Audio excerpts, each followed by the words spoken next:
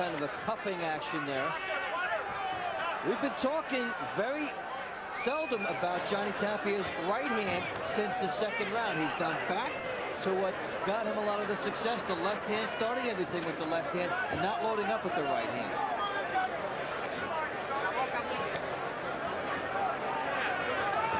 Willy Salazar, coming in here off that win over Romero, had some confidence and felt he might be able to handle the style of Johnny Tapia, but in the last several rounds especially, it has been very difficult for Salazar. He's been pursued by Tapia primarily, has not been able to counterpunch as well as he might, and has been taking a lot of shots. And Tapia not making the mistakes, leaving the natural openings that Salazar needs. And Tapia right on him. He's winning the battle of the jabs. He's intense right in Salazar's face. And this is a very stern test for Salazar, who was game, but now being knocked around. And he got a break there with Tapia falling down. And appropriately, Raul Caiz had to wipe Tapia's gloves off. There's the left hook. Tapia feels it, doesn't he, Dave? Yeah, he was charging there. He sensed something could happen. He is like a pitcher that's in his rhythm. There's not much that he doesn't think he can do in this ring. And I would turn to Oscar De La Hoya again and remind you of a comment you made, which things have changed.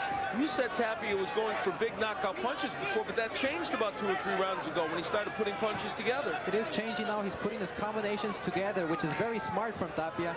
He knows that with those power punches, he's not able to connect and land a good shot to knock him out. So he's going back to his combinations and trying to win this fight in a good decision. Boy, he's doing it right now, isn't he? And you sense the rhythm off the jab. That was a vicious would-be left hook that didn't quite get in, but the timing was exquisite right off the jab. Tapia thinking the hook downstairs off the jab. Now, he had some tough defenses. Ricardo Vargas was a life-and-death struggle and ended in a technical draw. Many thought Arthur Johnson could have gotten the decision in July against Tapia. It was a very close fight, and in Albuquerque, Tapia won in 12 rounds. So he has not had, he's had a couple of tough defenses since he won his title. But in this one, make no mistake about it, he's making a point. He's going back to the discipline that got him where he is now. And it's interesting that a fighter would have so many problems as are documented in the ring with a 32-0 record. And outside the ring as well, the drug and alcohol problems, was arrested for assaulting his wife. And they've worked through that struggle as well. Never boring around Johnny Tapia, that I can assure you. And it sure isn't boring in the ring as he goes after Willy Salazar again.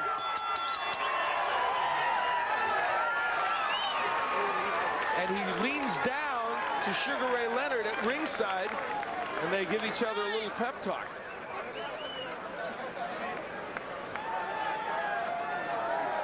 It would be interesting to see what would happen if the fans chanted his name in round 9.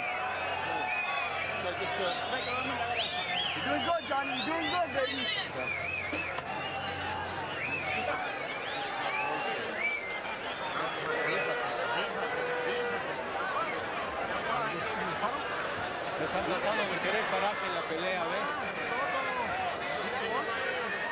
Well, Tapia nailed Salazar and decides to go after it. When he comes up short, falls down and is stopped there. He had gotten a good right hand in on Salazar, so we'll see if he goes back to that. Another good one there. Salazar landing a counter as Tapia was thinking about trying to go downstairs, and Tapia keeps on coming. He has been in Salazar's face from the opening round. And I think, Dave, the difference there, and Oscar alluded to it, is the fact that he was throwing combinations. He's really started to do that again. And that's a good reason he has not been countered. So we roll on into round 9. Johnny Tapia in the black trunks, and in the blue trunks with the gold trim, it is Willy Salazar. Salazar's power has really gone down markedly in the last 3 or 4 rounds. Not throwing much with conviction. Some of the steam has been taken out. And I'd like to pick up on a point made earlier about how if Johnny starts hearing the crowd here and they're starting to get into it, we're going to see him speed it up. a couple of notches here and get into that cyclone mode. And he was waving his hand to get them interested, and they started a little bit of a reaction.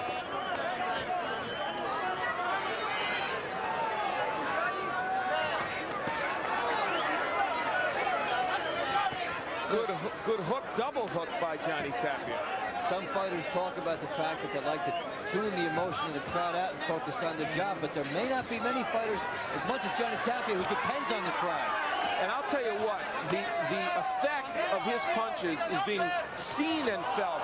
Willie Salazar has lumps all around both eyes. He was cut over the right eye when rounds ago there was a clash of heads that was ruled intentional by Raul Caiz, and Tapia had a point deducted. But there are lots of lumps around both eyes because of legal punches that Tapia has landed. He really landed a tremendous left hook earlier in this round, and some big bombs by him here. And he continues to use the jab. He knows he needs to do it off the jab. And this is a fight in which Johnny Tapia has shown some of his defensive skills as well. And Oscar, not many punches have gotten through that defense against Tapia. It surprises me because Johnny Tapia was a fighter before that just kept on throwing punches till he gets a knockout. And right now he's using more defense, more offense, and he looks excellent to me right now at this point. Let's give Willie Salazar credit for toughness. He has taken some shots from Tapia. He's hanging in there hoping that right-hand counter opens up for him.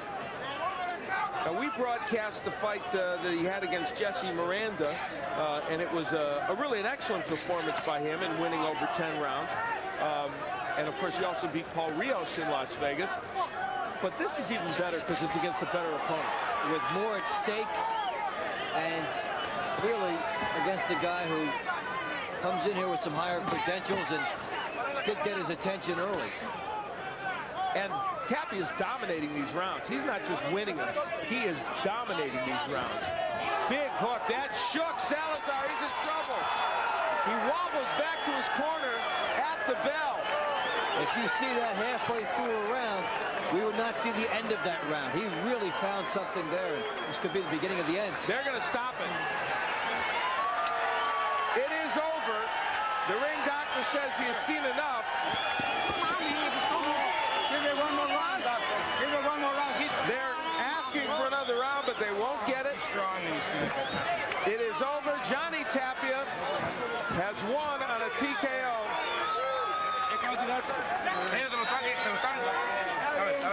And there is Sugar Ray Leonard embracing Johnny Tapia, and Larry Goosen, his trainer, the other part of that team, lift him. And I tell you, and I turn to Oscar De La Hoya for his opinion, I have never seen Johnny Tapia any better than that. I've seen him at that level, but never better. Johnny Tapia was on his game plan tonight. He was an excellent fighter. He did his homework for this fight, and he looked great. And against a man who, after all, just beat Danny Romero, a very, very fine fighter, and a man often compared to and thought of in a matchup with Johnny Tapia. So this was a guy who was coming in with confidence, a guy who had gotten a big win despite the losses he had. It was a very good win for Johnny Tapia. Gives him more confidence to go up against Danny Romero in the near future. All right, we'll see if that one will come to fruition. Now, we talked a little bit about Sugar Ray Leonard and his role here, which is almost spiritual, if you will. There's Sugar Ray at ringside. He's actually talking to and motioning to Johnny Tapia. And you know what, Oscar, I don't know if you'll agree with me. I think Tapia was watching him a lot.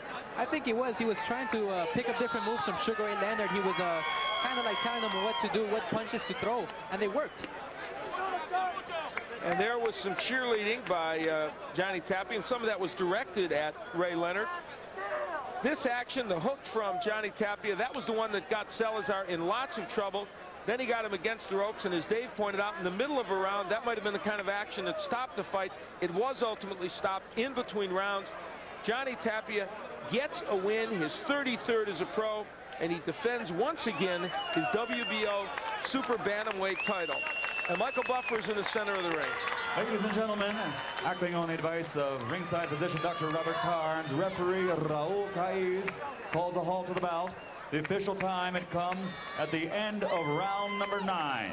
The winner by knockout victory, and still the undefeated WBO Junior Bantamweight Champion of the World, the babyface assassin Johnny Tapia. So it's official. Johnny Tapia wins, and I mean he wins in impressive fashion. One of his best wins, period. And upcoming, of course, we want to remind you that our main event, that is Azuma Nelson, two-time world champion, a champion in 2 weight divisions, a 37-year-old coming in here off an 18-month layoff. He has beaten Gabriel Ellis once before. He firmly believes he can do it again. We'll find out in just a little bit. But what a beautiful hors d'oeuvre to that championship was the terrific fight between Johnny Tapia and Willie Salazar. And if it was one-sided, it was still fun to watch just for the artistry that Tapia presented. Dave Bontempo's up in the ring with Johnny. Take it away, Dave. Okay, thanks, Al. Johnny, seemed like as soon as you stopped loading up and really went to the left hand, you dominated this fight. When did you sense it turning for you? Well, first of all, I'd like to give a lot of thanks to the Lord and the best promoter in the world, and that's Bob Barron for getting me here.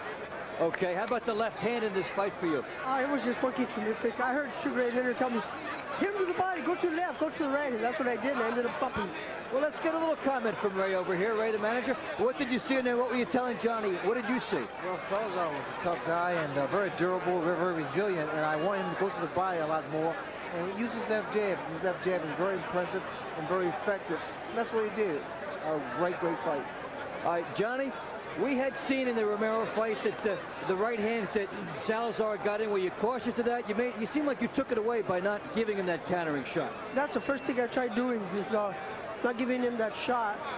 Sugar Ray would tell me, well, the man would tell me move to my right. So when I did that, I go to the body under and over. Everything worked out terrific for me. I'm so appreciative to have Sugar Ray in the corner. Well, you fought well all the time generally, but do you think this is one of your more complete performances? No, because it took me like 5 rounds to warm up, and then because of the air. But other than that, we would have got it out a long time ago. All right, quickly before we wrap here, Ray, what do you see? What's down the line for Johnny? Well, I tell you, we want Danny Romero. I think that's a fight that the public wants to see, Al Kirk wants to see. It's be a dynamite matchup. All right, we'll see if that fight gets made. Let's take it back now to Al Bernstein. Oh, thank you, Dave. Johnny Tapia, he wants to get the last word in, and he usually does, but not this time. Thanks to Johnny and Sugar Ray Leonard. Ray Leonard doing a little rebel rousing for the Danny Romero fight, which would